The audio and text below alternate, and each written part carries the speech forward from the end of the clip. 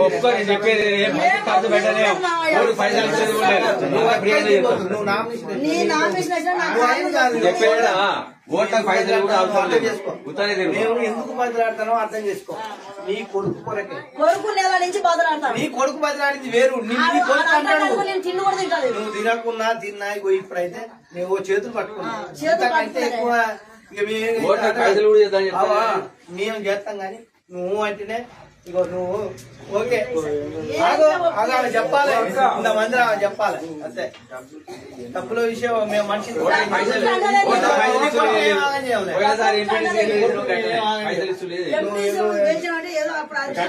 అన్ని గట్టిగా ఉంటాయి. ఇప్పుడు కూడా గదే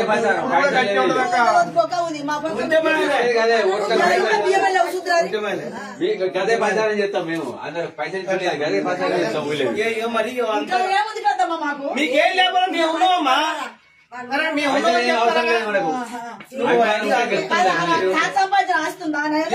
లేదు ఆయన మనిషే ఉన్నాడు. ఆయనే ఉన్నాడు అట్లా. పైసలు గిట్నే బదిలాడుకుంటాం కాదు. అమ్మా నిన్నే ఆగం కావాలని మేము కోరుకోవమ్మా. అర్థమైందా? మా సాధ్యమైనంత మేము కూడా పోరాడతాం. మంది నా మనం అందుకో ఇల్లు ఇట్లా కాలు పట్టుకుని వేయించుకుంటాం. నీ కొడుకు